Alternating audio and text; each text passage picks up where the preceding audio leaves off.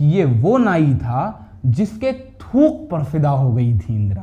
थूक पर, इसके थूक से खौफ भी खाती थी इंदिरा। इस नाई के थूक की चर्चा 7 समंदर पार तलक थी। ऐसा नहीं है कि बस इस नाई के थूक से इंदिरा ही प्रभावित थी, ऐसा नहीं है। इस नाई के थूक में ऐसा जादू था कि उस थूक से अंग्रेज तलक थर थर कांपते थे। एक आम सी शाम थी और देश की महियसी प्रधानमंत्री श्रीमती इंदिरा गांधी अपने आवास पर चाय की चुस्कियों का मजा ले रही थी कि अचानक कमरे का दरवाजा खुलता है और दरवाजे के उस पार से भारतीय खुफिया एजेंसी रॉ के संस्थापक रामेश्वर नाथ काव दस्तक देते हैं।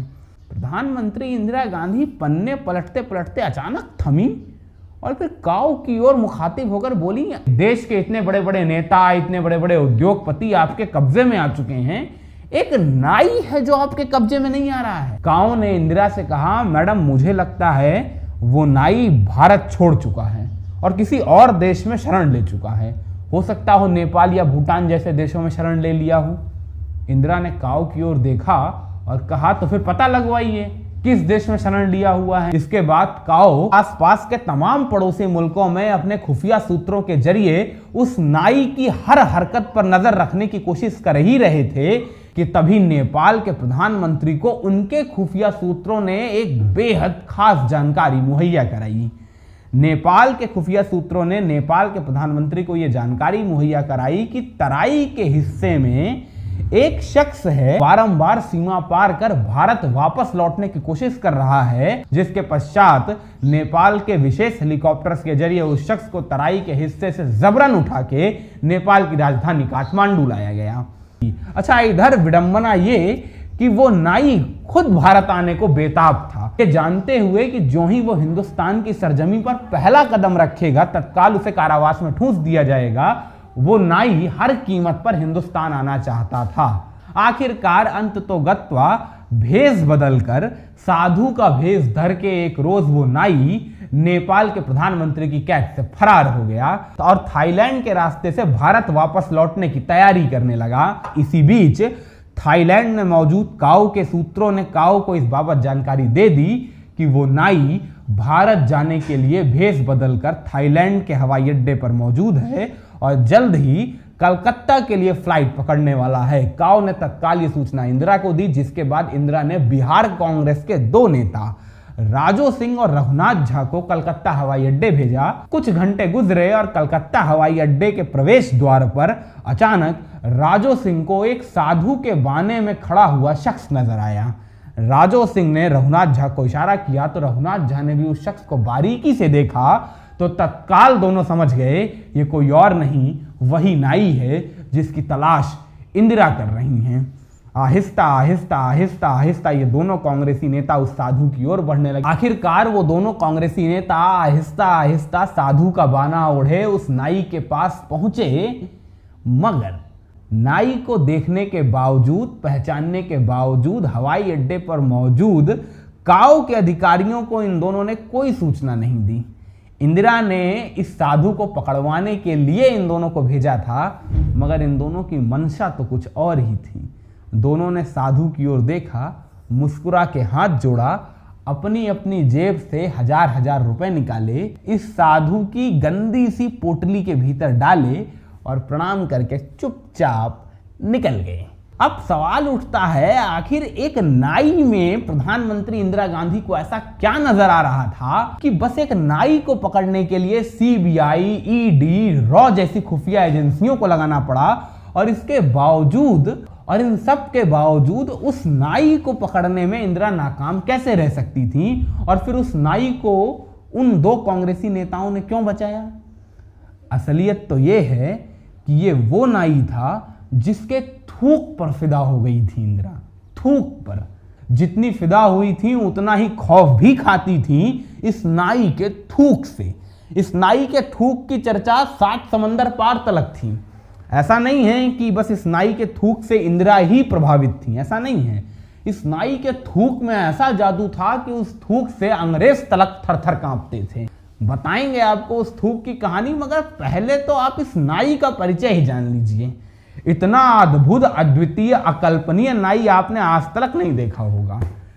तो ये नाई कोई और नहीं, जननायक कर्पूरी ठाकुर थे, जिनका जन्म 24 जनवरी 1924 को बिहार के समस्तीपुर के पितौजिया गांव में हुआ था। परिवार पेशे से नाई को ही अपने जीवन यापन का आधार मानकर चलता था, तो बाल्यावस्था से ही बाल काटने का भरपूर अभ्यास हो चला था कर्पूरी को। मगर ऐसा नहीं था कि कर्पूरी अपनी पढ़ाई नहीं जारी करना चाहते थे। परिवार ने भी पढ़ाई में प्रोत्साहन दिया, तो बरस 1924 में पैदा हुए कर्पूरी 1942 आते आते स्नातक के लिए पूर्णतः तैयार हो चुके थे। मगर तभी देश अंग्रेजों के खिलाफ आखिरी जंग का ऐलान कर देता है। कर्पूरी ने भी स्नातक की पढ़ाई छोड़ भारत छोड़ो आंदोलन में हिस्सा लिया, जिसके बाद कर्पूरी को कारावास हुआ। कर्पूरी ने देश के स्वातंत्र समर में 26 महीनों का कठोर कारावास झेला। कारावास से बाहर आने के बाद अपनी पढ़ाई पूरी की। पढ़ाई पूरी करने के बाद अपने गांव के ही पास के विद्यालय में शिक्षक की नौकरी करने लगे। देश आजाद हुआ, स्वतंत्र समर का नव प्रभात आया और इस नव प्रभात में सूरज की नई किरण कर्पूरी के जीवन में भी दस्तक देती है। जब नए सिरे से समाजवादी दल अपने संगठन को टटोल रहा था, संगठन को मजबूती देने के लिए नए चेहरों की तलाश कर रहा था, और ऐसे में समाजवादी विचारधारा से प्रेरित कर्पूरी को उनका नया मकाम मिलने वाला था। यह नया मकाम राजनीति का था। बरस 1952 के पहले विधानसभा चुनाव से ताजपुर विधानसभा सीट से कर्पूरी का जो सियासी काफिला आगे बढ़ा, तो फिर इस काफिले ने कभी पीछे पलट के नहीं देखा। आने वाले 10 विधानसभा चुनावों तलक, अपनी जिंदगी की आखिरी सांस तलक कर्पूरी ताजपुर से विधायक ही रहे। इसी बीच कुछ विधायकों का शिष्टमंडल ऑस्ट्रिया के दौरे पर जाने वाला था, तो उस शिष्टमंडल के भीतर जगह कर्पूरी को भी मिली। अब निश्चित रूप से जब प्रतिनिधिमंडल ऑस्ट्रिया जा रहा था, तो शिष्टमंडल में मौजूद तमाम सदस्यों ने अपने लिए कोट पैंट सिलवाए थे, या उनके पास पहले से मौजूद कोट पैंट थे, जो कोट पैंट पहनकर तो ऑस्ट्रिया का भ्रमण करने वाले थे। मगर कर्पूरी न पैंट था न कोट था। हाँ, एक मंगनी का कोट जरूर था जो फटा भी हुआ था। तो जब ऑस्ट्रिया जाने की बात हुई, तो कर्पूरी वही फटा हुआ कोट पहनकर ऑस्ट्रिया चले गए। जब वहां मार्शल टीटो तमाम प्रतिनिधिमंडल के सदस्यों से मुखातिब हो रहे थे, तब जब उन्होंने कर्पूरी से हाथ मिलाया, तो हाथ मिलाते वक्त कोट की लटकती हुई फटी बांह टीटो ने देख ली। टीटो खुद जमीन से जुड़े हुए नेता थे, ऐसे में उन्होंने इसे कर्पूरी को अपमानित करने वाले साधन के तौर पे नहीं देखा, बल्कि कर्पूरी के जमीन से जुड़े हुए नेता के तमगे के तौर पे देखा। टीटो ने तत्काल अपना कोट उतरवा के कर्पूरी के कंधे पर चढ़ा दिया। यकीनन एक विधायक होने के बावजूद अपने लिए एक कोट तलक ना खरीदना और शासन से आई संपूर्ण राशि का जनहित में उपयोग करना राजनीतिक शुचिता की सबसे बड़ी गवाही थी। मगर कर्पूरी के जीवन में ऐसी गवाहियों की कोई कमी नहीं थी। कुछ बरस गुजरते हैं और एक बड़ा पड़ाव आता है। बरस 1967, जब बिहार में पहली दफा गैर कांग्रेसी सरकार बनती है और कर्पूरी ठाकुर उसमें उप मुख्यमंत्री बनाए जाते हैं। कर्पूरी के पास शिक्षा मंत्रालय का अतिरिक्त प्रभार भी था। बतौर शिक्षा मंत्री रहते हुए कर्पूरी ने बिहार के भीतर समूचा शिक्षा तंत्र पलट दिया। दरअसल कर्पूरी ने कक्षा 10 की परीक्षा पास करने के लिए अंग्रेजी की अनिवार्यता समाप्त कर दी। इस फैसले ने कर्पूरी को रातों रात बिहार की राजनीति का सिने स्टार बना दिया, क्योंकि युवा कर्पूरी के पीछे चलने लगा था, युवा कर्पूरी के साथ नजर आने लगा था। और इसी युवा शक्ति के बूते महज 2 बरस के बाद बनने वाली संसोपा की सरकार में कर्पूरी ठाकुर को सूबे की कमान सौंप दी गई। और सूबे की कमान हाथों में मिलते ही कर्पूरी ने एक और नया इतिहास रच दिया, जब बिहार की सरजमी में मंडल कमीशन की सिफारिशों से पहले ही कर्पूरी ने ओबीसी को 27% का आरक्षण दे दिया।